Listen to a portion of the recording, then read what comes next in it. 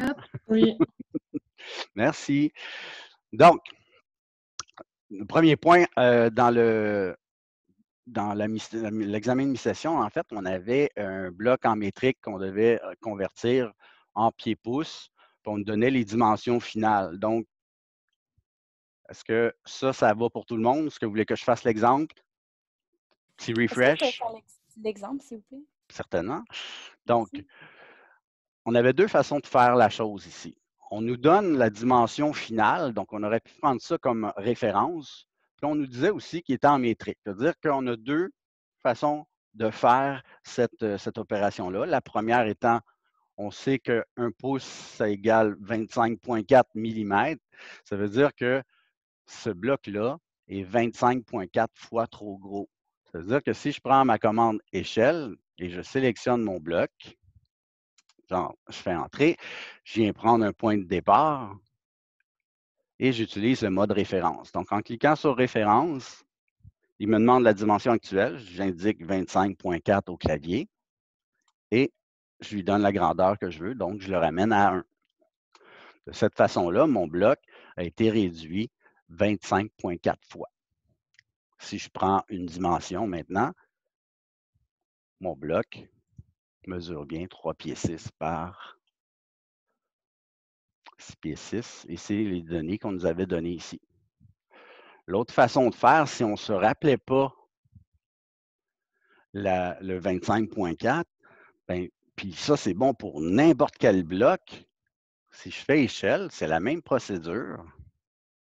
Donc, je sélectionne mon bloc, donne mon point de départ, et là, au lieu de, je vais prendre référence toujours, mais au lieu de lui dire, j'ai mon facteur, c'est 25,4, puis je le ramène à 1, là, j'utilise les dimensions qui sont inscrites ici. Donc, on sait qu'il doit faire 3 pieds 6 de large par 6 pieds 6 de long. Si je prends la plus grande dimension, là, il me demande de donner la dimension de référence, bien, je prends mon point, puis je lui fais mesurer la plus grande dimension de mon bloc. Quand il me demande la dimension réelle, bien, je lui dis, je veux l'avoir à 6 pieds 6 pouces. Le résultat va être le même. Pourquoi? Parce qu'il est réduit en proportion. Puis la dimension que j'ai demandée ici est de 6 pieds 6. Donc, si jamais vous avez un bloc qui soit en métrique, qui ne soit pas en métrique, qui n'a pas la bonne dimension, puis vous voulez ajuster les proportions, bien, vous prenez toujours la plus grande dimension du bloc, vous le réduisez, puis là, ça va l'amener automatiquement à la bonne dimension. Évidemment, si j'ai un bloc qui n'est pas proportionnel ou j'ai fait ma mise à l'échelle ici à 6 pieds 6, puis ça me donne ici 50 pouces, bien là, je vais étirer à ce moment-là la portion qui n'est pas bonne. Dans le cas présent, c'était vraiment un bloc qui était fait en métrique, donc la proportion était bonne. Donc, en faisant mon 25,4 ou en ajustant une des deux dimensions, c'est sûr et certain que mon bloc, au final, était correct. Est-ce que ça va pour tout le monde? Hop. Oui. Super. Donc, le deuxième point pour les blocs, qui était peut-être celui qui a eu le plus de trucs qui ne fonctionnaient pas, c'était en fait la fenêtre qui était là. Donc, on devait utiliser cet élément-là pour faire un bloc. Donc, première chose, moi, quand je fais un bloc, je vérifie si mes éléments sont sur le calque 0. Parfait, c'est le calque 0, je peux faire mon bloc. Si ce n'était pas le cas, je change mon calque.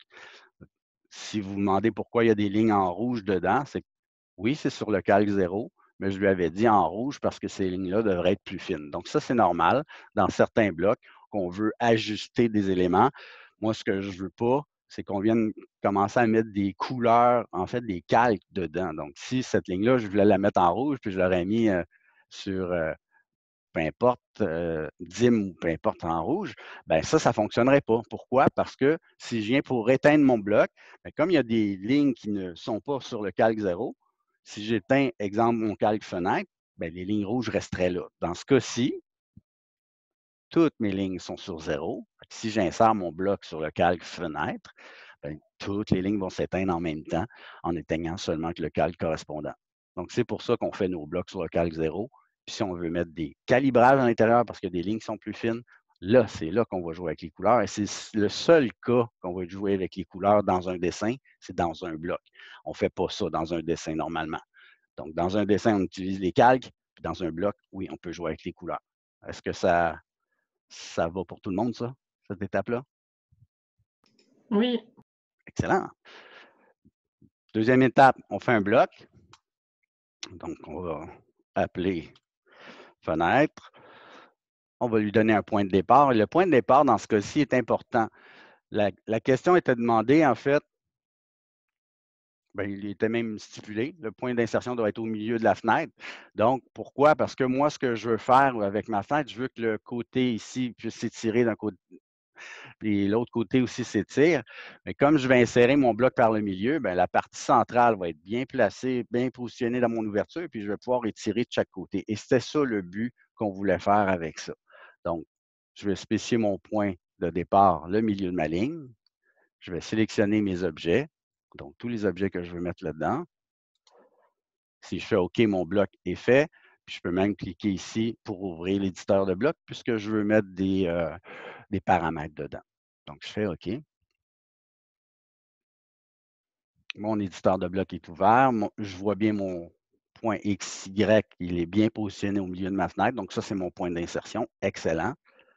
Première étape, c'était stipulé que la partie centrale ne devait pas changer de dimension. Donc, ça, c'était un bloc qui était fixe, si on veut. Puis cette portion-là, je veux pouvoir l'étirer. Puis cette portion-là, je veux pouvoir l'étirer. Donc, avec mon paramètre linéaire, je viens prendre mon point de départ, mon point central, puis je viens définir mon point d'arrivée.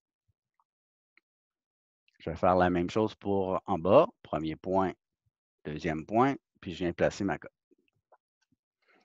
Deuxième truc qu'on mettait dans les paramètres, c'était de bien faire garde qu'on avait juste la petite poignée vraiment du côté où on étirait. Les petites flèches au centre, on ne les veut pas. Donc, on s'était donné comme truc, on pouvait sélectionner nos paramètres, bouton droit de souris, propriétés. Là, dans nos propriétés, je vais pouvoir aller changer le nombre de poignées en lui disant que je veux une seule poignée, ce qui va faire en sorte que les petites flèches d'extrémité, ça va m'indiquer le sens dans lequel je vais tirer. Donc, ça, c'était l'étape pour enlever les petites poignées. À tout paramètre, j'ai une action. Donc, action d'étirer. Sélectionner le paramètre. Donc, je sélectionne mon premier paramètre. On me demande de sélectionner mon point de départ. Donc, mon point de départ, c'est ma flèche. Donc, ma petite croix rouge, je viens la localiser sur ma flèche directement. Et j'englobe ce que je veux étirer.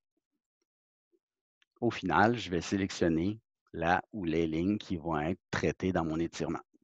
Et si vous remarquez, la partie centrale n'a pas été touchée, c'est vraiment juste l'extrémité que je veux étirer. Ma première action, mon premier paramètre est terminé. Je fais l'action vers le bas, donc étirer, sélection du paramètre, point de départ, j'englobe ce que je veux étirer et je sélectionne là où les lignes qui vont être étirées. Si j'ai bien fait ma job, mes petits points d'exclamation sont disparus, puis j'ai mes deux paramètres. Si je viens vis-à-vis, on voit bien qu'est-ce que je vais étirer. Et je vais fermer mon bloc. Donc, mon bloc, une fois qu'il est fait, je peux le réinsérer ou le déplacer. L'idée, c'était de venir le positionner dans le plan. Donc, dans l'ouverture ici, je vais venir positionner ma fenêtre. Je vais en profiter pour activer mon calque tout de suite. Donc, fenêtre extérieure, I pour insérer. Je vais insérer mon bloc fenêtre. Je vais lui spécifier l'endroit où je vais l'insérer. Et il n'y a pas d'échelle là-dedans. Puis à la limite, si je voulais faire une rotation, je pourrais lui dire rotation.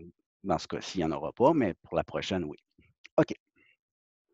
Mon point de départ, donc c'est dans le vide ici. Je vais aller chercher bouton droit de souris, milieu entre deux points, pour lui dire que je veux l'avoir exactement dans le milieu de mon ouverture. Je fais ma rotation.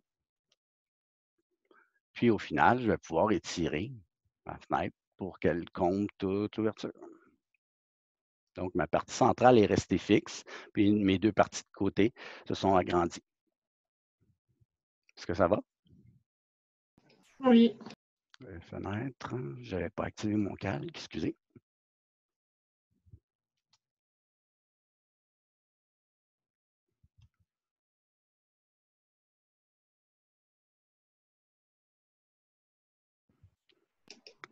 Donc, ça va pour le bloc fenêtre. Donc, j'en insérais un autre ici, c'est le même principe. Donc, je vais insérer au point milieu, puis j'étire de chaque côté. Ou je pourrais même prendre celui-là. Elle est déjà à bonne dimension. On pourrait la copier, puisque c'est le même bloc, que je l'insère ou que je fasse un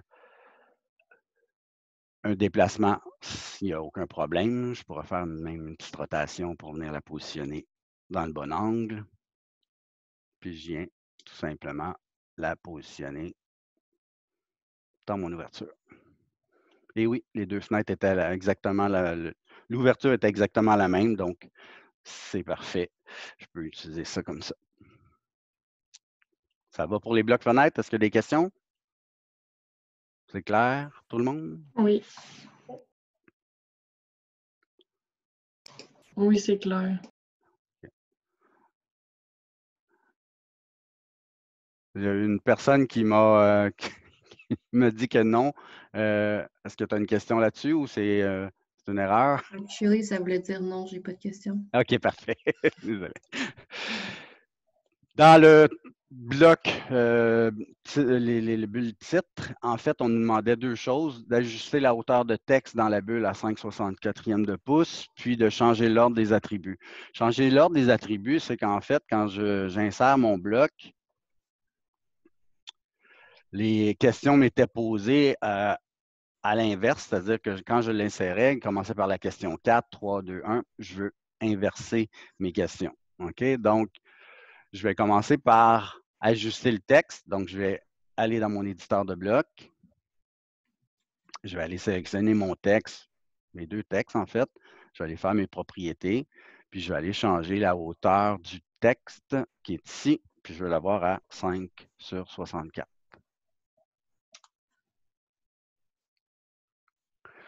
Une fois que ça c'est fait, je fais enregistrer. Et si vous remarquez, le bloc qui est là n'est pas mis à jour. Donc, on a deux façons de mettre à jour un bloc qui est muni d'attributs. On peut aller chercher, gérer les attributs ici, qui est en fait, si on l'écrivait au clavier, Batman avec 2 T, si on se rappelle bien. Donc, je peux l'écrire au clavier ou aller chercher gérer les attributs. Je sélectionne mon bloc et je lui demande de le synchroniser. On va voir la grosseur de texte s'ajuster automatiquement. Donc, cette étape-là de mise à jour de blocs, c'est bon pour les blocs qui sont déjà insérés dans mon dessin. Donc, je peux les synchroniser, les mettre à jour. Si j'en insère un nouveau, le nouveau est déjà à jour. Je n'ai pas à faire Batman à ce moment-là. OK? Donc, l'option gérer les attributs, c'est vraiment pour synchroniser le bloc qui est là actuellement. Est-ce que ça va? Oui. Parfait. Oui. Je vais réutiliser mon onglet Batman ici. Puis là, je dis, OK, je vais sélectionner comme j'ai fait tantôt mon bloc pour être sûr que c'est bien celui-là que je suis en train de mettre à jour. Et là, c'est avec cet outil-là que je peux aller changer l'ordre de mes questions. Je ne sais pas si vous vous rappelez, mais quand on constitue le bloc qui est muni d'attributs, donc des questions comme c'est le cas, si je crée mon bloc à l'origine, puis je sélectionne mes attributs dans un certain ordre, donc un après l'autre, bien, cet ordre-là de sélection va être maintenu quand je vais l'insérer. Donc, ça veut dire que celui ou celle qui a fait le bloc ici a sélectionné un ordre particulier, donc dans l'ordre décroissant. Moi, ce que je veux, c'est que ça devienne ma première question et vice-versa. Donc, ce que je vais faire, je vais sélectionner ma question, puis je peux la descendre dans l'ordre. Donc, je peux tout simplement jouer avec l'ordre de mes questions en montant, descendant mes informations. Une fois que je fais appliquer, mon bloc est comme ça maintenant. Donc, si j'insère à nouveau mon symbole, puis le titre sous dessin,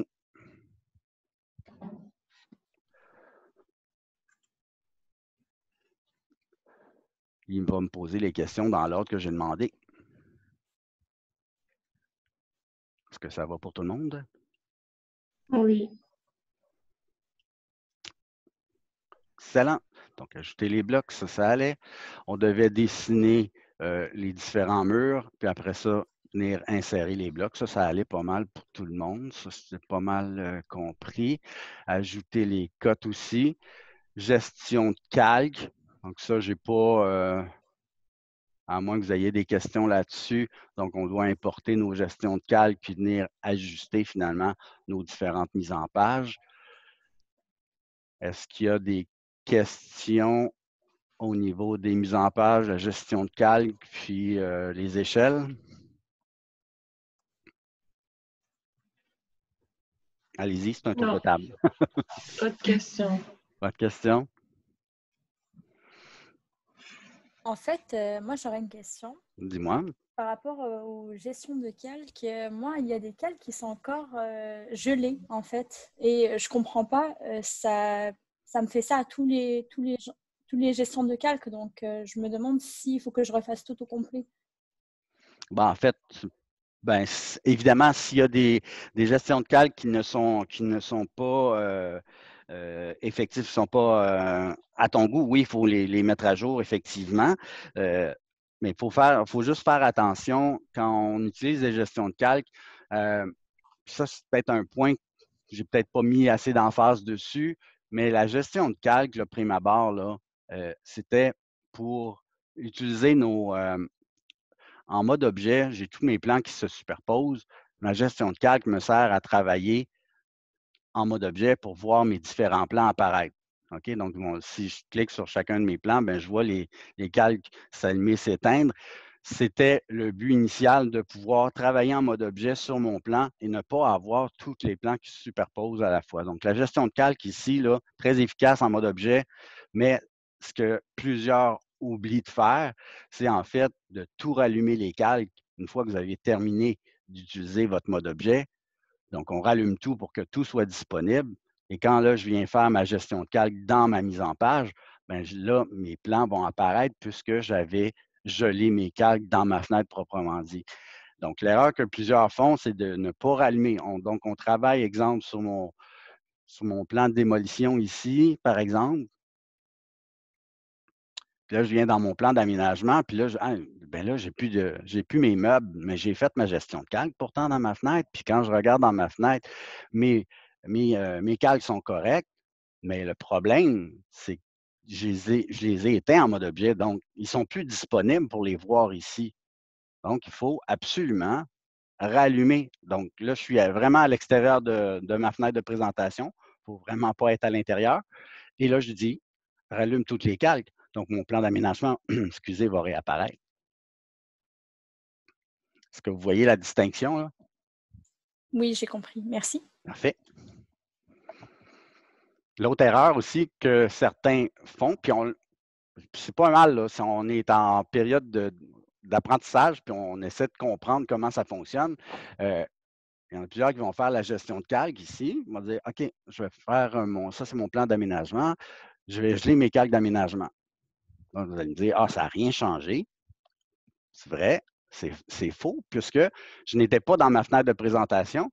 Donc là, il y a des calques qui sont gelés. Où est-ce qu'ils... Attendez une seconde, j'ai-tu cliqué sur mon plan d'aménagement?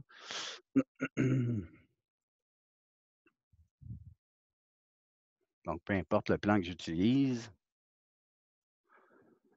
Vous voyez? Donc là, il a fermé certains calques. Puis, ça n'a rien changé à mon plan. Pourquoi? Parce que là, je suis sur ma mise en page. Je ne suis pas dans ma fenêtre. Donc, il faut être vraiment à l'intérieur de la fenêtre pour pouvoir geler, éteindre mes calques. Donc, n'utilisez pas votre gestion de calque à outrance. On va l'utiliser de façon systématique en mode objet. Parfait, j'allume, j'éteins mes calques, je rallume tout, je reviens sur ma mise en page. Une fois que j'ai fait ma gestion dans ma fenêtre, je n'ai plus besoin d'allumer, d'éteindre de calque. Là. Ma gestion est faite, elle est enregistrée dans ma fenêtre de présentation. OK? Donc, si vous êtes à l'extérieur, vous vous dites, finalement, je me suis trompé, je vais mettre une autre gestion de calque, bien, faites attention parce que là, les calques, ils vont être gelés sur la mise en page, puis ça n'a rien changé à l'écran, mais mes calques sont gelés, puis si vous sauvegardez à nouveau votre gestion de calque, bien ça va être pris en compte, puis ça, on ne veut pas ça. Donc, sur le papier, là, comme tel, je ne suis pas dans une fenêtre, tous les calques devraient être activés sans distinction. Est-ce que ça va pour tout le monde? Oui. Oui. Oui. Alors là, la question, c'est est-ce que ça va pour tout le monde? Puis il y a quelqu'un qui me dit non. Donc, Gabriel, est-ce que ça va? Parfait, merci. Excellent. Donc, ça va pour la mi-session.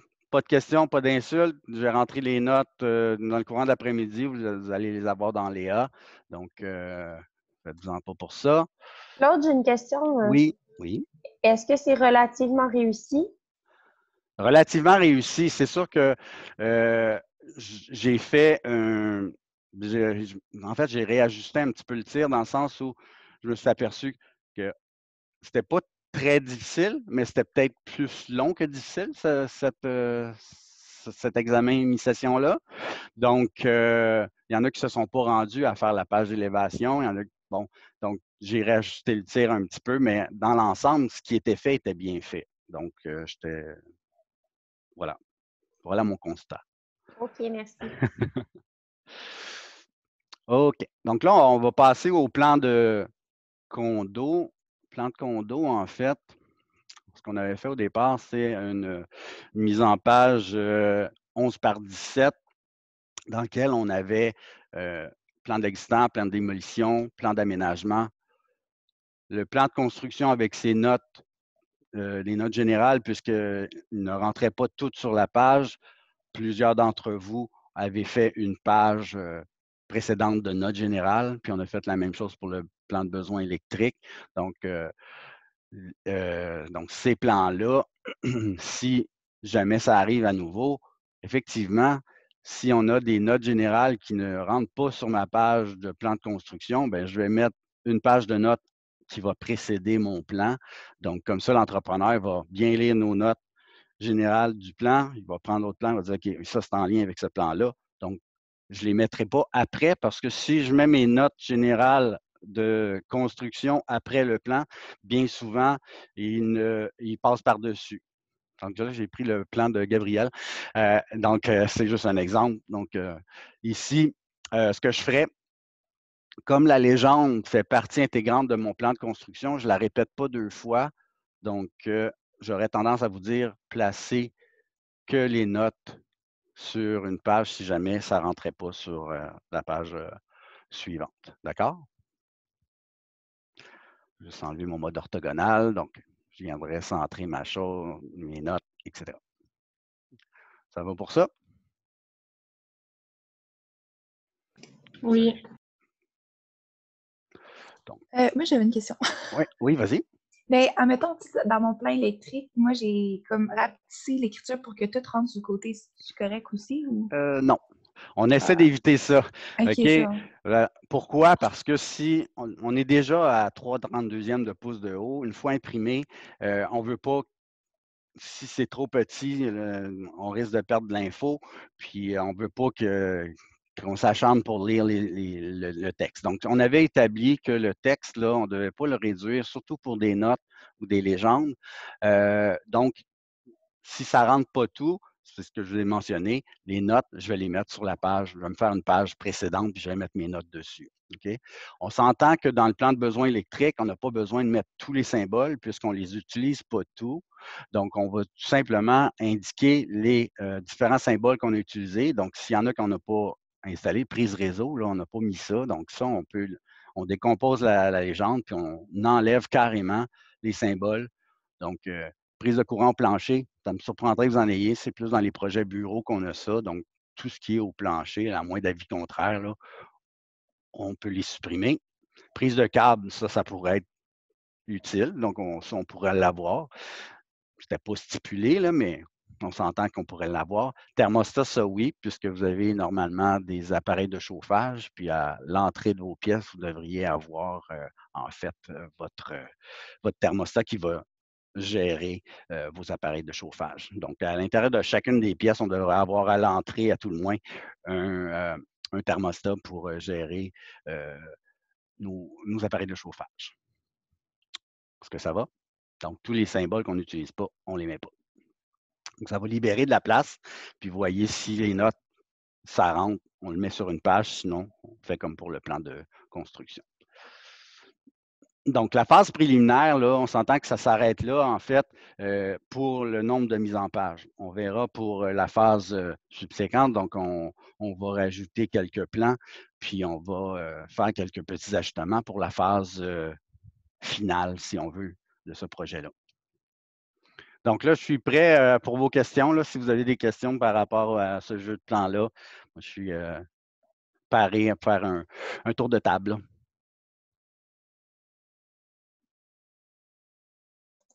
Ben, en fait, moi, j'ai été vérifier dans Intranet puis sur Omniverse, puis j'ai pas trouvé la liste de demandes que tu voulais par rapport au projet 1. En fait, c'est le guide de DAO2. Je l'ai fait en fonction de ce projet-là. Puis vous avez jusqu'au plan d'électricité de stipulé à l'intérieur. Donc, guide 2019. Oui. OK, mais ça ne dit pas c'est quoi que tu cherches dans le projet. C'est quoi que je cherche dans le projet? En fait, dans le C'est guide, ça ça qu'on nous fait. montre comment faire les mises en page, qu'est-ce qu'on doit normalement positionner sur nos mises en page. Dans le plan de construction, ça te dit quoi coter, quoi, en fait, tous les éléments qui devraient être affichés. Mais on peut faire une tournée, si vous voulez, là, de chacun des plans. Non, c'est correct. Ben non, Non. c'est important qu'on statue sur qu'est-ce qui doit être affiché. Donc, plan de l'existant, on avait tout ce qui était existant avec les conditions générales de chantier. Ça va. Plan de démolition, on devait indiquer, selon la légende, les éléments à démolir avec les notes. Donc, tout ce qui est notes, je vous suggère de les lire puis de les ajuster. S'il y a des éléments, si on me dit, exemple, retirer tous les plafonds, etc., dans ce projet-là, je ne pense pas que c'était très, très approprié. Donc, on peut enlever des notes qui ne. Ces notes-là sont faites pour tous les projets, mais on les ajuste en fonction de nos projets. Donc, les notes, là, c'est à vous de voir, ah, ça, je n'ai pas touché ça, on l'enlève. Donc, plan de démolition, si vous regardez dans le guide, on vous dit quoi coter. Donc, s'il y a des portions qu'on conserve, on va mettre une cote pour dire, OK, je garde telle portion, le reste, on le supprime. Donc, ça, les cotes qui vont être effectives dans le plan de démolition, c'est les éléments qu'on enlève. Puis, il y avait 3 exemples où c'était marqué, si j'ai à faire une ouverture dans un mur, oui, je vais aller localiser mon ouverture, je vais donner la dimension que je fais. Donc, si je veux faire une perforation dans un mur ici, bien, je vais l'indiquer en pointillé, puis je vais mettre des cotes pour lui dire où est-ce qu'elle est positionnée, quelle dimension on a. C'est les seules cotes qu'on retrouve dans mon plan de démolition. Plan d'aménagement, là, il n'est pas complet, mais on devrait avoir tout le mobilier, donc tout le mobilier fixe, tous les appareils sanitaires, tous les mobiliers. Donc, dans la liste ici, vous avez 2 choix. Vous pouvez le faire en texte comme ça ou insérer le tableau. On avait fait en DA1 un petit tableau dans lequel on mettait nos informations. Les informations que vous avez, c'est celles qu'on va inscrire. Évidemment, si on vous demande la compagnie et vous ne l'avez pas choisie, bien, on ne mettra pas de compagnie. Il n'y a pas de modèle, mais à tout le moins, vous allez mettre la dimension du fauteuil. Donc, la liste va réduire beaucoup. Que ce soit en tableau ou en texte, on fait juste indiquer les informations qu'on a. Je n'ai pas demandé de faire de recherche plus approfondie. On y va avec les informations qu'on a faites dans ce projet-là pour cette étape-là. OK? Donc, même chose pour les équipements. Donc, si vous avez laveuse, sécheuse, etc., bien, ça va être ma liste d'équipements qu'on va inscrire là. Encore une fois, si vous n'avez pas comment chercher la compagnie, bien, on va indiquer à tout le moins les dimensions. J'ai une cuisinière de 30 pouces, etc., bien, je vais donner les dimensions. Donc, je mets les informations que j'ai en ma possession. C'est ce que je vais inscrire là-dedans. Au niveau des sanitaires, il y en a plusieurs qui ne les avaient pas remplacés.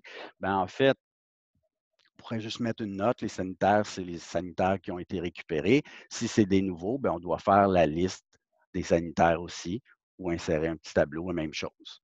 Donc, si c'est un nouveau bain, bien, je vais marquer légende des sanitaires, nouvelle baignoire.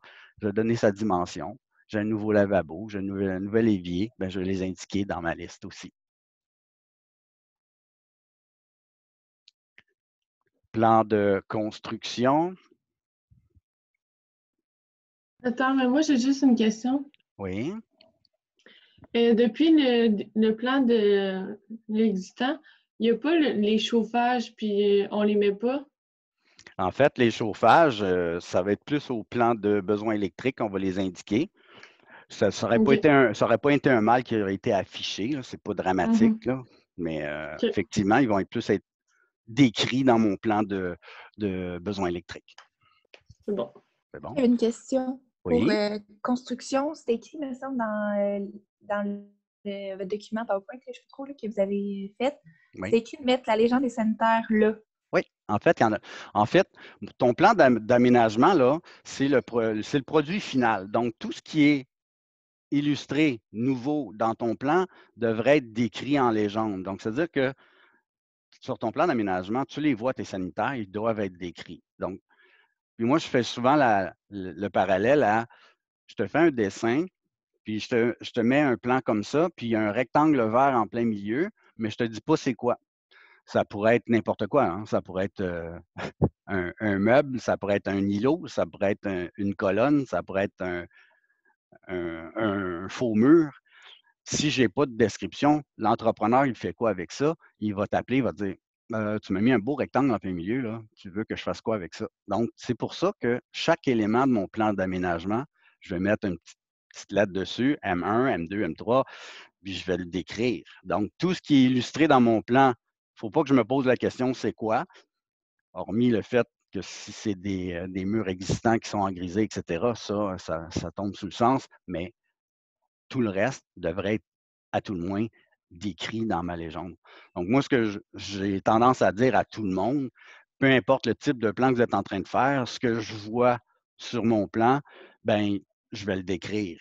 Donc, c'est pour ça que quand j'arrive en plan de construction, si je vois des éléments, c'est pour ça que le mobilier n'est pas visible, je n'ai pas besoin de le décrire.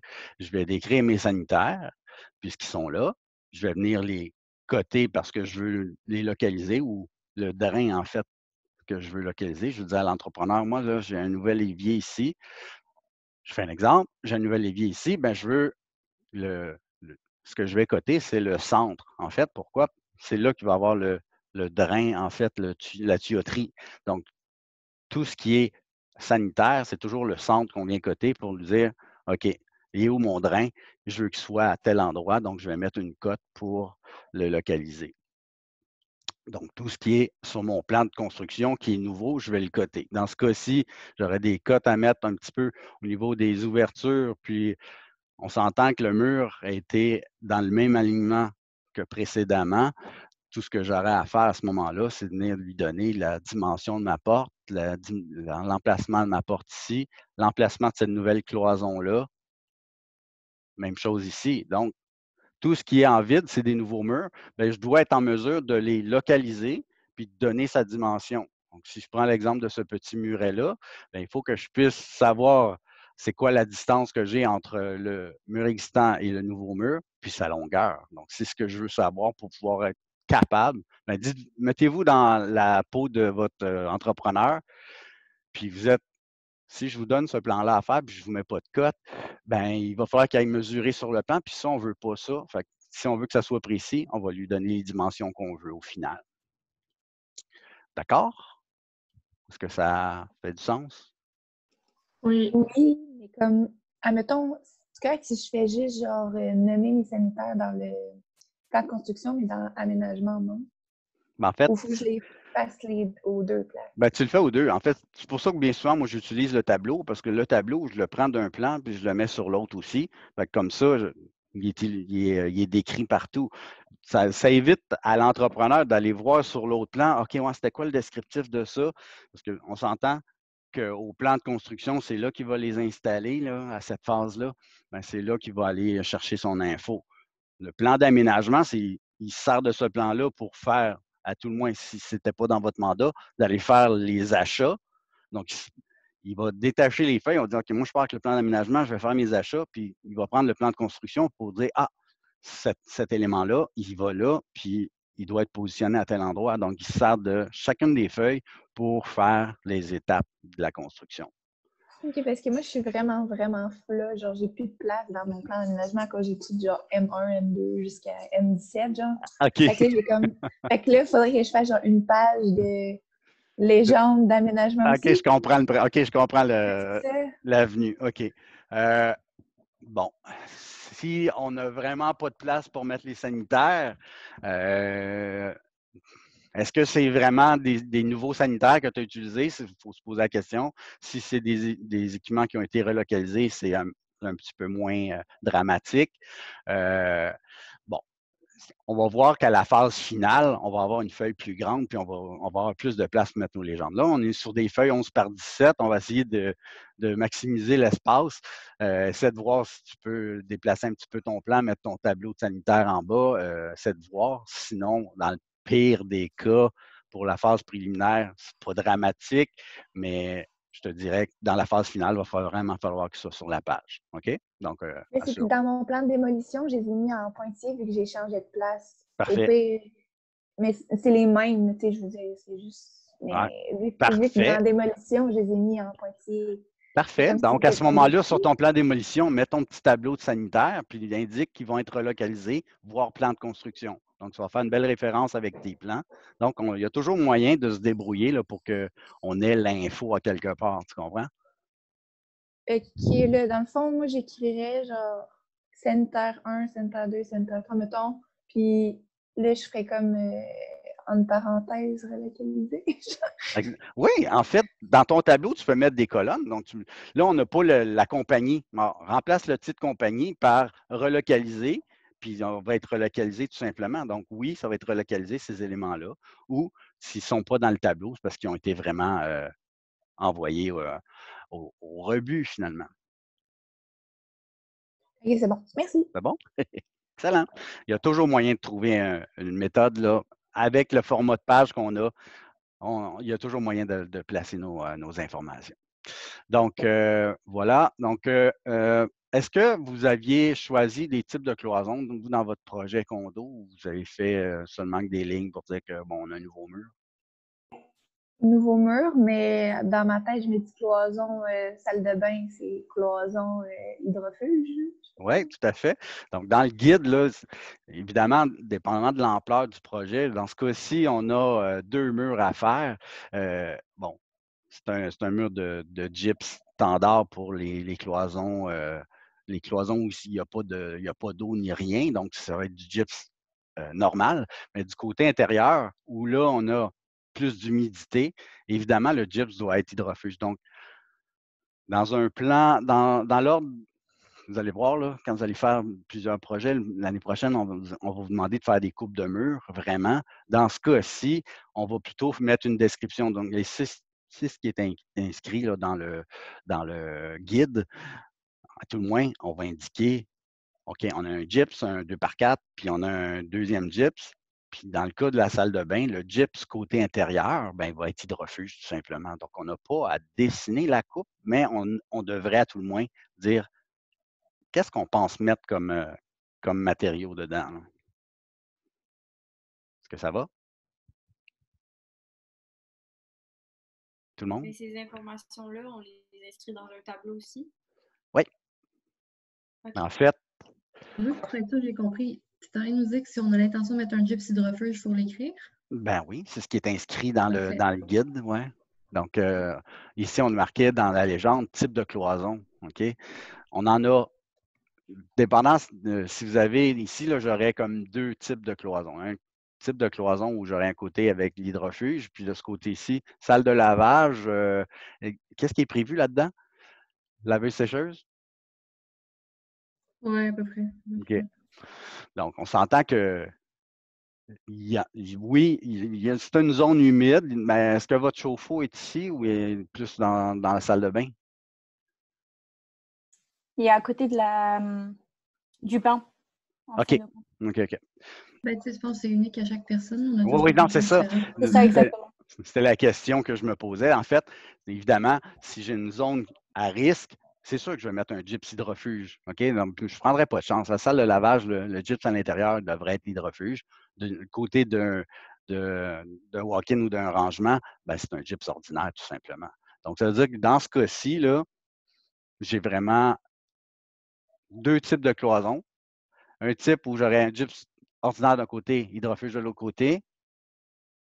La cloison ici, ben, c'est du gyps hydrofuge des deux côtés puisque je suis dans la salle de bain. Donc, j'aurais vraiment deux types de cloisons là, ici. Type 1, type 2, si on veut. Le type Puis 1 si mon serait chauffe-lit est dans un garde-robe, mettons, un garde-robe aussi doit être en gyps hydrofuge. idéalement, puis on devrait même faire un petit traitement au plancher ou mettre un bassin de retenue d'eau, là, mais ça, c'est beaucoup trop loin. On n'a pas besoin d'aller jusque-là. Ça doit-tu marquer si on utilise des membranes aussi ou ça fait partie de notre liste de matériaux? En fait, les membranes que tu vas utiliser, c'est pour mettre dans ta douche ou sur les murs de baignoire où tu vas avoir de la céramique. Ouais, ou les planchers, là. Ouais, les planchers. Mais là, on n'a pas traité les planchers comme tels ici. Fait que là, on traite plus les murs. Mais effectivement, ici, pour avoir un traitement avec une membrane hydrofuge aussi, supplémentaire. OK. Puis si jamais on décide de garder des planchers en béton, puis qu'on veut, par exemple, genre de l'époxy ou quelque chose dans le genre, ça, c'était pas dans ce plan-là, mais à un moment donné, on écrit aussi, genre, par exemple, plancher époxy ou Oui, ça serait dans notre plan défini. Puis dans la phase finale, je vais vous demander d'en faire un plan défini, effectivement. Donc, il va y avoir effectivement à traiter les planchers. Si vous gardez le béton, oui, on va le protéger. On met un scellant ou mettre l'époxy dessus, oui. Et ça, c'est plus tard, la phase finale. J'ai une question. Oui. Par rapport aux plans, etc., là, les plans, parce que là, ça fait longtemps qu'on n'a pas fait ça, là, etc., là, mais moi, je me souviens plus de ce que j'ai mis dans les parties, etc. Est-ce que je peux le faire à ma tête ou bien il faut que je revoie qu'est-ce que j'ai fait avant? Ben, en fait, idéalement, c'est de toujours partir des informations que vous avez fait dans votre cours de projet. Vous avez fait un cahier de projet où vous avez ramassé vos différentes informations. C'est ces informations-là qu'on utilise pour faire notre jeu de plan. Et c'est comme ça qu'on travaille dans les bureaux. Là. On ne va pas travailler aléatoirement. Donc, on se base toujours sur les recherches, sur les informations qu'on est allé chercher pour ce projet-là. Et le but de faire un jeu de plan, puis c'est mon but ici, là, c'est de toujours partir des informations qu'on a accumulées et c'est ça qu'on doit inscrire. OK? Donc, mais si j'ai plus le plan, qu'est-ce que je fais dans ce cas-là? Tu n'as plus ton cahier de projet? Ben, en fin de compte, le cahier de projet, il est à l'école, donc je ne peux pas. OK. C'est ça la question. C'est ça la question, oui. Oui. OK, bien ça ouvre la parenthèse à tout le monde peut dire ah ben j'ai plus mon projet, donc je fais n'importe quoi. Mais soyons le plus logique possible. Si vous avez votre cahier de projet, utilisez-le. Essayez de faire au mieux de votre connaissance, mais. Kauter, la plupart des informations nécessaires à ce plan-là sont déposées dans le dossier de projet résidentiel 2. Oui. Et vous n'y avez pas accès? Mais okay. Oui, il y a accès sur ben, oui. Mais OK, d'accord, si elle le dit, Annabelle, c'est bien correct. Je la crois. OK, moi, j'aurais une autre question. Oui, vas-y. Pour dans le plan de construction, j'ai pas mis les pieds carrés. Est-ce qu'il faut les mettre? Les pieds carrés, en fait, on n'a pas à les stipuler partout parce que on s'entend que plus on va mettre d'infos dans nos plans, dans nos bulles de pièces, des fois, ça va être surchargé, puis des fois, on n'a pas de place pour mettre les cotes ou quoi que ce soit. Donc, moi, j'aurais tendance à vous dire, quand on fait un plan de cette envergure-là, pour les superficies, je vais essayer de les mettre dans mon plan d'aménagement, puis dans les autres plans, si je n'ai pas de place, je vais les éteindre. Si j'ai de la place, je les laisse. D'accord? Il faut garder en tête que le plan, il faut qu'il soit le plus lisible possible au final. Donc, s'il y a trop de stock puis on ne voit rien, ben on va trancher sur les informations qui sont de moindre importance, comme la superficie. Là. Une fois qu'on le sait dans notre plan d'aménagement, c'est correct. Là. OK. Puis, moi, j'ai mis la limite de travaux, mais je ne sais pas si c'est nécessaire. La limite de travaux?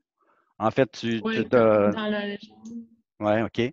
Mais est-ce que il y a des zones, effectivement, on peut délimiter les zones où on n'a pas touché. Donc, ça va faire en sorte que l'entrepreneur, effectivement, c'est une très bonne idée. Okay. C'était pas stipulé, là, mais oui, Ouais. c'est toujours bon de mentionner à l'entrepreneur, regarde, dans cette zone-là, là, tu touches à rien. Là. Fait que, il n'y aura pas de questions à te poser là-dessus. Oui. C'est bon. Merci. Est-ce qu'il y a d'autres questions pour le projet condo? Juste, admettons les cotes dans le plan de démolition, ça c'est. Oui. Parce que moi, je pète quasiment tous les murs. Il n'y a comme plus de murs qui restent. OK. Fait que j'ai comme pas de cote à mettre. Ben non. Si tu ne conserves rien, tout ce qui est démoli, il n'y aura pas.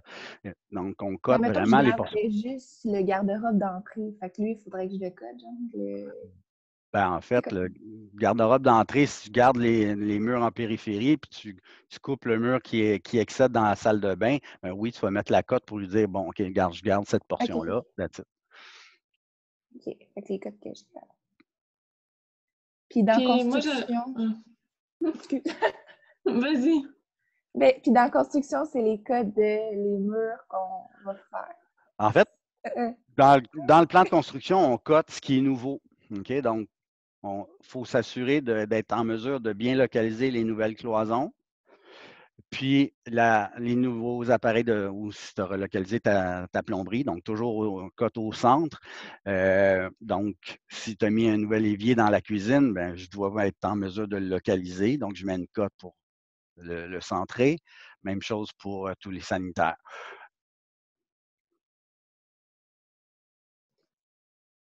OK, parfait. Moi, je peux te parler? Bien sûr. OK. Je sais que vous en avez parlé, mais pour les cloisons, est-ce qu'il faut toutes les nommer ou à l'intérieur, si on en met juste une, on va tout comprendre que c'est les mêmes? Bien, en fait, il faut que ça soit clair. OK? Ça veut dire que si moi, dans mon plan de construction, je vais chercher. Donc, si dans mon plan de construction, j'ai une cloison ici qui est laissée à elle-même, oui, je vais mettre une petite annotation. Donc, je peux utiliser le petit logo qui est là, qui est en fait votre bloc type de cloison. Donc, ça, je dis, exemple, ça, c'est mon type 1. Ici, celle-là, c'est mon type 2 parce que j'ai 2 gyps hydrofuge, donc mon type 2.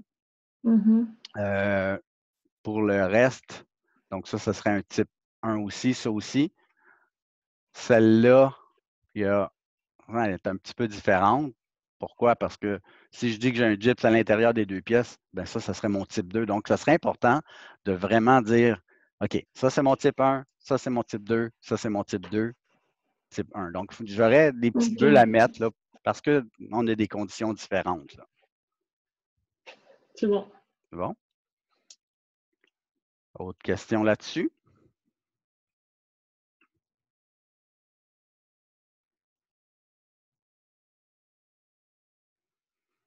Non, ça va. Donc, s'il n'y a pas d'autres questions là, sur ce projet-là, moi, ce que je vous suggère de faire, c'est de vraiment terminer et être en mesure de le remettre à. Donc, je vais ouvrir déjà dans Léa. Si vous avez déjà terminé, est-ce que c'est le cas? Est-ce qu'il y en a qui ont déjà terminé, qui veulent passer à l'autre étape ou on attend la semaine prochaine? Non.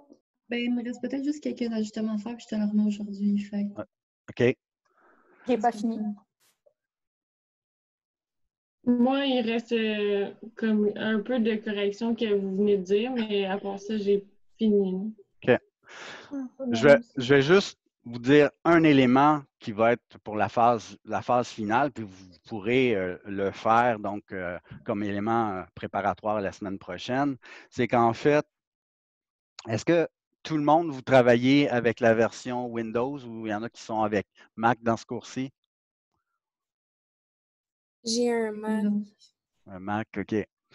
Donc, ça va être un petit peu différent avec Mac. C'est sûr, je ne peux pas faire 2 cours avec 2 interfaces, là, mais je vais essayer de trouver la façon la plus facile pour vous de faire la conversion de notre fichier. Je vous explique un peu le mandat de notre phase finale. C'est que là, on s'aperçoit dans notre phase préliminaire que notre mise en page, là, c'est trop serré. Si on veut rajouter des informations, ben là, il y a des pages qu'il faut dédoubler pour mettre les notes générales sur une autre, etc. Donc, pour la phase finale, il va être ce qu'on va faire, en fait, c'est qu'on va changer de format de page. Donc, l'étape 1 de notre projet de phase finale, ça va être de prendre le format Arche-C. Là, tout le monde, vous avez fait vos mises en page, vous avez supprimé les mises en page qui ne sont plus effectives pour la plupart.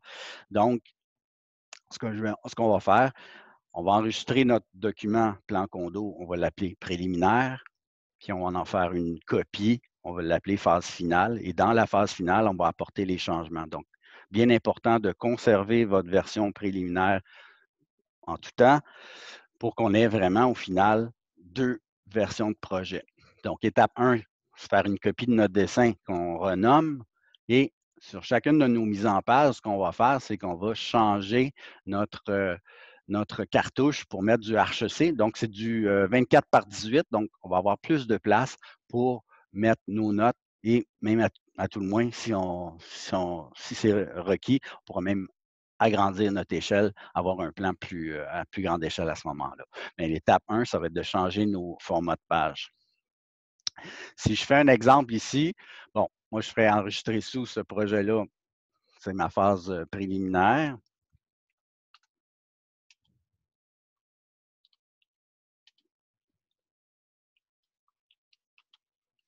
D'accord? Je fais un deuxième enregistré sous. Je suis toujours dans mon répertoire à moi, donc je vais me faire une phase finale. Oups, je renomme la chose, moi. Finale. Donc, ma copie phase préliminaire est toujours dans mon disque dur, faites-vous-en pas. Puis là, je travaille sur ma phase finale. Je peux apporter des changements sans avoir crainte de modifier mon premier jeu de plan. Donc, ça veut dire qu'ici, si j'utilise la version Windows, on a certaines applications que j'hésite à utiliser parce que là, il va y en avoir plein qui ne seront pas capables de l'utiliser. Mais bon, ce que je vais faire ici, je vais me placer sur mon calque cartouche. Puis si je viens faire insérer, ben, j'ai le format HEC. Donc, c'est ce format-là que je veux insérer sur ma mise en page. Je vais l'insérer à 0,0. Puis je vais faire ma rotation à 0. J'aurais dû pas faire de rotation, mais ce n'est pas grave. Donc, rotation comme ça. Donc, on voit mon format de page là, qui est beaucoup plus grand que ce que j'avais initialement. J'ai gardé mon cartouche parce que dans le fond, je vais devoir entrer à nouveau mes différentes informations. Mais là, si vous remarquez, si j'imprimais quand même, ben, j'aurais quand même un format 11-17 imprimable puisque ma zone en noir, c'est ma page d'impression. Alors, ce que je vais faire, c'est que je vais aller dans mon onglet. Je suis sur quel plan là, présentement? Plan de construction. Donc, je vais cliquer sur mon onglet. Et évidemment, mon interface Zoom me bloque un peu. Je vais tasser ça un petit peu si je suis capable. OK. Donc, je clique sur mon onglet, bouton droit de souris, je vais dans le gestionnaire de mise en page pour lui dire que je vais modifier ma mise en page. Je dis que ce n'est pas une feuille 11-17 que j'ai, c'est une 24 par 18. Donc, je vais cliquer modifier et je vais lui mentionner ici mon format de page HEC. Donc, vous, à la maison, vous n'avez pas les imprimantes du cégep, tout ça.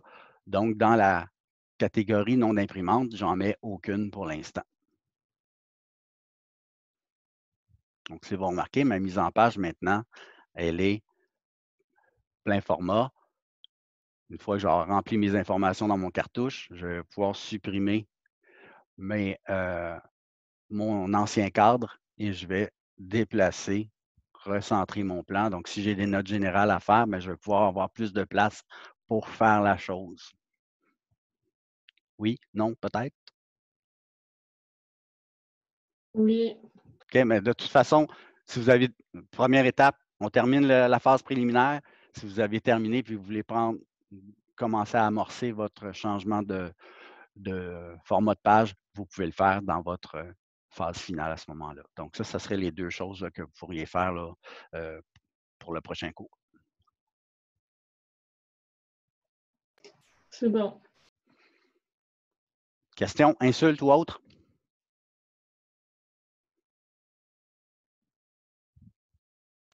Mais on n'a pas vu le plan électricité, mais c'est-tu juste... Ah oui, on l'a vu. Non. Plan de besoin électrique, en fait, Ouais. les prises que tu as à installer, en fait, c'est les prises standards, donc les prises doubles. Vous aviez vu dans votre cours de projet, j'imagine, la distance à respecter entre chaque. C'est quoi, 10 pieds, 12 pieds linéaires? Je pense pas qu'on a vu ça. Oui, on a vu ça. Oui. Oui. Alors, on vous avait mentionné Oui. que c'était 10 pieds linéaires ou 12 pieds linéaires? 10. Excellent. Donc, je prends toujours le plus contraignant de la chose. Donc, à tous les 10 pieds linéaires, je devrais retrouver une prise double, donc dans mes nouveaux aménagements. Donc, ça veut dire que mes prises, je vais essayer de les localiser le plus possible en fonction de mon aménagement, évidemment, puis j'essaie d'en avoir une à tous les 10 pieds. Ça, c'est pour les prises standards. Et ces prises-là, je n'ai pas besoin de donner la hauteur puisque toutes les prises standards sont à 12 pouces du sol. Normalement, ça devrait être écrit dans vos notes ici et c'est inscrit à la note 6. Donc, je vais me poser la question, j'insère le symbole, il m'indique une hauteur, est-ce que je dois l'inscrire tout le temps? Non. Pour toutes les prises standards, c'est à 12 pouces du sol. Puis, si j'ai une prise de comptoir, par contre, là, elle, je vais donner sa hauteur. Si j'ai une prise derrière un écran plat que j'ai fixé au mur, là, je vais mettre une hauteur. Mais pour toutes les autres, sont à 12 pouces du sol. OK? Oui. Au niveau, bon, je positionne toutes mes prises. Dans votre symbole prise, vous avez les 5 premiers ici sont inclus dans votre prise. Donc, quand vous cliquez dessus, vous pouvez choisir si c'est une prise double avec chargeur USB, circuit unique, mise à la terre, 220. En fait, laquelle que je vais choisir, bon, pour toutes les prises standards, on s'entend, c'est la première. Après ça, si vous voulez avoir des chargeurs USB, vous pouvez les indiquer où vous voulez en avoir. Prise à circuit unique, c'est en fait les prises que je vais placer sur mes comptoirs doivent être avec un circuit unique. Ça veut dire quoi? C'est qu'en fait, chacune de ces prises-là est reliée à un disjoncteur dans mon panneau électrique et j'ai un circuit spécifique pour cet élément-là. Donc, mes prises de comptoir, c'est des circuits uniques. Prise de frigo aussi va être un circuit unique. Dans les vieux apparts à Montréal, là, on branche notre frigo, puis quand le petit compresseur part, là, les lumières baissent d'intensité. C'est parce qu'ils ont mis sur un circuit avec les lumières. Donc, c'est important. Votre frigo devrait être sur un circuit unique aussi. Mise à la terre. Donc, si vous mettez une prise dans les salles de bain, ça me prend une mise à la terre, donc avec un petit disjoncteur directement dessus. Puis 220, c'est pour vos cuisinières et sécheuses. Est-ce que c'est 220 ou 240? C'est 240. C'est une bonne remarque, puisque un circuit simple, c'est 120, son double, c'est 240. Donc ici, là, ça date, là, mais il aurait dû marquer 240, effectivement. OK. Puis est-ce que derrière toutes les prises, il faut mettre une boîte de jonction? Non. Le four aussi, si je ne me trompe pas, c'est du 240? Excuse-moi? Le four aussi, c'est une prise comme la laveuse sécheuse, non? Oui, absolument. Donc, la cuisinière et les sécheuses, oui. La laveuse, non. La laveuse, c'est une prise. Bien souvent, on va mettre une prise mise à la terre puisqu'il y a de l'eau dans cette zone-là.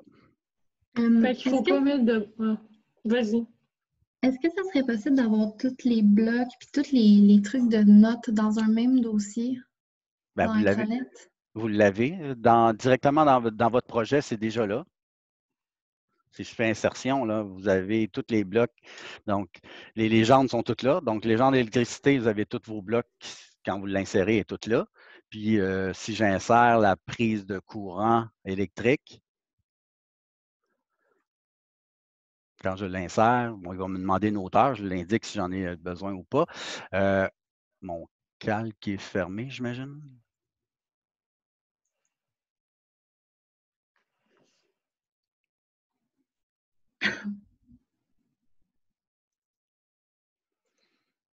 Donc, si je prends mon calque nouveau électrique symbole, on devrait avoir ça quelque part. Plus en haut. Non, un peu plus haut. Électrique symbole? Il est juste en haut. C'est ça ici? Ah, OK, oui. Oui. Moi aussi, Oui, j'ai OK. vu l'autre. Ah, OK. Je vais spécifier à l'écran l'endroit où je veux l'avoir. Donc, je la place ici, là, peu importe l'emplacement. Là. Donc, par défaut, ça nous indique une hauteur. Si j'en ai pas de besoin, j'enlève le texte. Si je clique sur mon bloc, vous avez l'option. OK. Toutes les options sont dedans. D'accord? Mhm. Ouais. Fait qu'il ne faut pas mettre de boîte de jonction. Non, on n'a pas besoin d'indiquer les boîtes de jonction. Même- Ah oui, vas-y. En fait, ma dernière question, ce serait peut-être par rapport aux lumières. Il faut les indiquer, right? Non. Ah, OK. Les lumières font partie, puis ça va faire partie de notre phase finale. Conservez-les, hein, donc vous avez l'emplacement, vous les avez positionnés. En fait, ça fait partie du plan de plafond réfléchi. Donc, le plan de besoin électrique, là, c'est tout ce qui se passe au niveau du sol, au niveau 4 pieds et en bas. Puis le plan de plafond réfléchi, là, on va mettre notre éclairage. Donc, pour nos besoins électriques, là, c'est vraiment les prises, les thermostats, le chauffage. Puis quand on va faire le plan de plafond réfléchi, là, on va mettre nos interrupteurs et là, on va mettre nos appareils d'éclairage. Donc, très bonne remarque. Les appareils d'éclairage, ça va sur un plan autre, donc notre plan de plafond réfléchi. Mais moi, OK.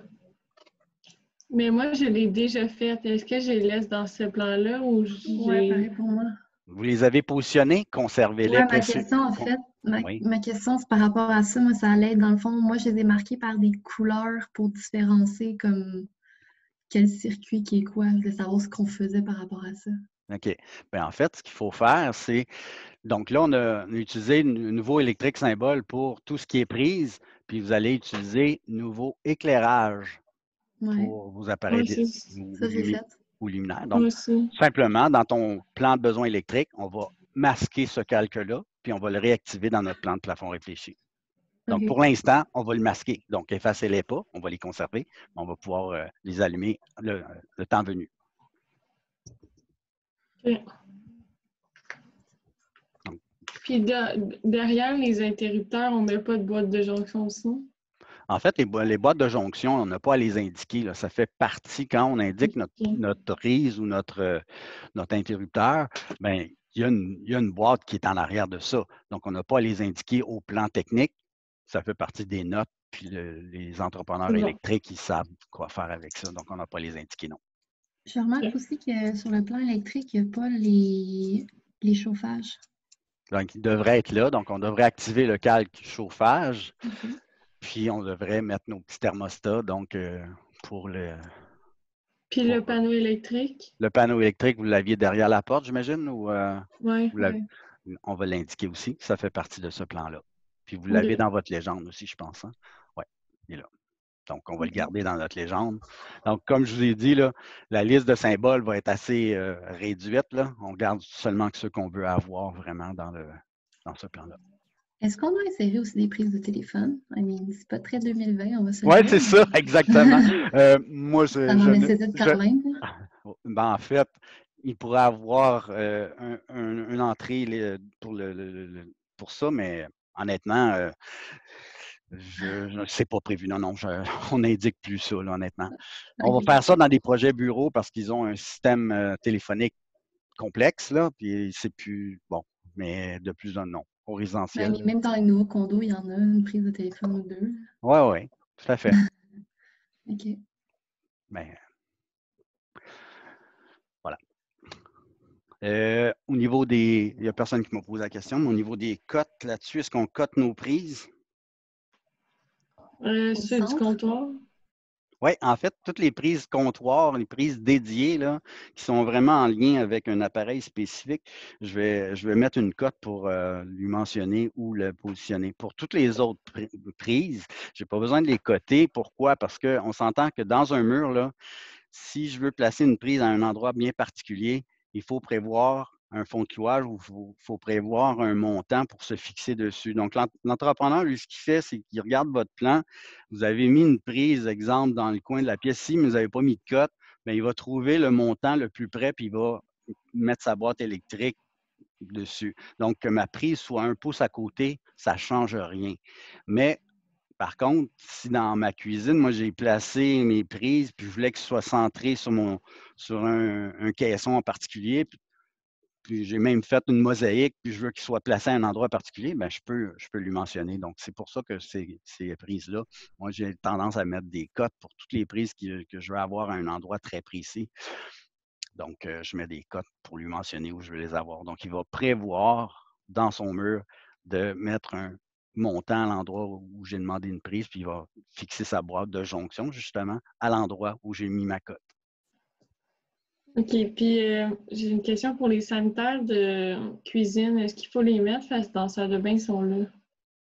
En fait, tout ce qui est à cette étape-là, tout ce qui est fixe, oui, je les mets. Pourquoi? Parce que quand je stipule que je mets une prise avec mise à la terre, bien, je veux savoir pourquoi. Bien, en fait, j'avais un OK. lavabo à côté. Ici, dans ma cuisine, à la limite, si vos prises sont très près de votre évier, on a une certaine distance à respecter, là. Selon le code, on nous parle de 12 pouces, mais j'ai tendance à mettre aussi des prises avec mise à la terre, ceux qui sont pas loin de l'évier. Mhm. OK. Ça fait du sens. On ne veut pas prendre de décharge électrique là, si on est en train de laver la vaisselle. Oui. OK. Donc, ça va pour le plan électrique, tout le monde? Oui. Puis, est-ce que les mises en page, les autres, là, pour l'autre projet, c'est en devoir ou c'est si on a le temps? Bien, la priorité est misée sur finir la phase préliminaire. Moi, j'ai OK. mentionné ça parce qu'il y en avait qui avaient terminé, puis s'ils voulaient s'avancer. Donc, oui, ça va C'est être bon. à faire, mais on a le temps. Là. Donc, moi, je dis OK. juste, C'est bon. voilà, c'est bon. Est-ce que ça va pour tout le monde? Oui. Oui. Donc, je vous laisse, je vous libère, je reste disponible. Yes! C'est enregistré en passant. Donc, si vous avez des questions, je suis disponible jusqu'à la fin du cours sans problème, donc par Mio. Puis s'il y a vraiment un gros problème, on peut se rebrancher sur Zoom là, à la demande. Donc, envoyez-moi un petit Mio, puis on se reparle. Sinon, je vous laisse travailler. Bonne journée. Bonne Puis, journée. Oui. juste la remise va être sur Léa ou... Oui, sur les A. Je vais l'ouvrir OK. dès maintenant. J'attendais d'avoir parlé à tous mes groupes avant d'ouvrir les A parce que si j'ouvre une remise dans les A, tout le monde aurait crié « Hey, il faut le remettre, il faut le remettre. » Non, j'attendais de voir tout le monde. Mhm. Voilà. OK. C'est bon? C'est bon. Claude, Merci. Oui. Merci, bonne est-ce journée. qu'on peut voir Lancelot? L'ordi sur lequel je suis branché, malheureusement, je n'ai pas de caméra. C'est pour ça que je n'affiche pas ma face. Il est relié filaire, mais je n'ai pas de caméra sur une tour, puis je n'ai pas de caméra sur celui-là. Donc, malheureusement, peut-être la prochaine fois. C'est une tragédie. Je vais vous envoyer des petits vidéos. Oui, on veut ça, s'il vous plaît. D'accord. Ça sera fait. C'est bon. Bonne Bye. journée. Bonne journée alors. Bonne journée. Bonne journée. Merci.